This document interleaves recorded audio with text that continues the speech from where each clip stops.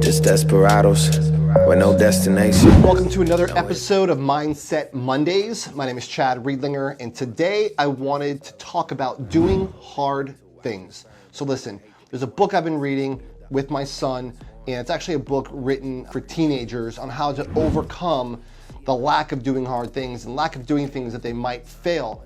But first I wanted to talk about a story. A couple of weeks ago, I was at Islands of Adventure with my nephew and my kids. None of them had ever been on the Hulk before. My nephew's 19 years old. He has cerebral palsy, so he's in a wheelchair. He's never been on the Hulk before. My son's 11 years old. My daughter's 9. We go up to the Hulk, and we actually get through the back entrance because of my nephew in the wheelchair. So we go up to the back, and my son was just like, he was trying to pump himself up to go on this ride, but just couldn't bring himself to do it. My nephew goes on the ride. This was his first time, and I went on there with him, and he was like super happy that he did it, overcame his fear. So then my daughter was, looking on going on the ride. She had my wife go first because she's like, look, Mom, can you go on there and just kind of tell me your thoughts? Even though we'd already been on it, she's like, go first and let me know. So my wife goes on the ride and she gets off, and really what my wife is worried about is, she's like, if my daughter goes on this ride and my son doesn't, he's gonna be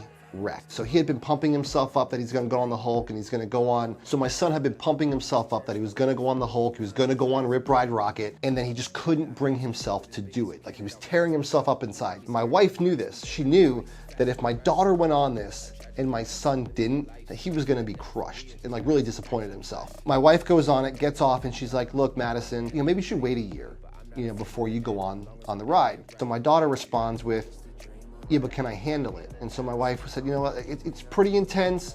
I don't know, maybe we should just wait another year and then we'll come back again and you can try to go again. And then my daughter responds again, yeah, but can I handle it? So then I'm like, I know my wife's like, she's struggling with this and she's cringing and she's like, oh my God, I don't know what to do. My daughter at this point, look, if you tell my daughter you can't do this or you shouldn't do this, that's like pretty much giving her an invitation to go and do it. Then my wife finally broke down and she's like, yeah, you know what, Madison, you can do it, you'll be okay. And she's like, I want to go do it. So now my son's like, he's a really freaking mess now at this point.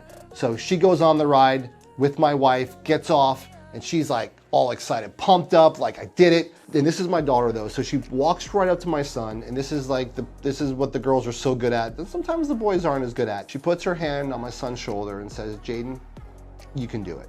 It's not so bad. You got this. Giving him a pep talk. And then my son is like sitting there, and he's like, at this point, the tears start coming down his face because he wants to do it so bad, but he just can't bring himself to do it. And I'm like, Jaden, look, you don't have to do it if you don't want to. And he's like, of course I do.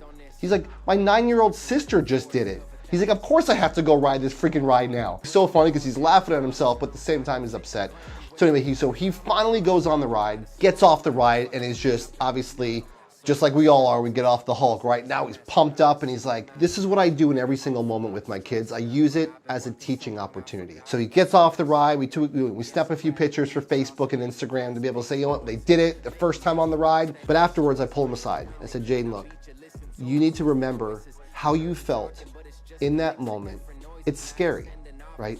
You're nervous. I understand how it is. Like, your hands are all sweaty and you know you want to try it. You just don't know if you can do it. Remember that moment and use that as a catalyst in other areas of your life. Don't forget how you felt at this moment, that you overcame your fear, you did it, and know the feeling that you felt afterwards. And so the moral of the story to you today is that, look, whether it's getting in front of the video camera, standing in front of a stage in front of 100 people, delivering a talk, or a home buyer workshop, for everybody, that fear is different, right? But you have to embrace the fear, because every single thing that's worth fighting for, that's great, is on the other side of doing hard shit. It's on the other side of fear. We're set up that way on purpose. Look, if everything was easy, then we'd all have success and we'd all have the riches. But at the end of the day, you have to put yourself in position to overcome that fear, do hard things. And on the other side are the victories. This is Chad Riedlinger. Have a fantastic day, and I'll see you again next week. Bye-bye. Feel the fear, do it anyway. Fast as the rest. How tragic the mess. Living our lives and laughing at death. We are just galaxies packaged in flesh. Don't know where we'll end up by the end of the night.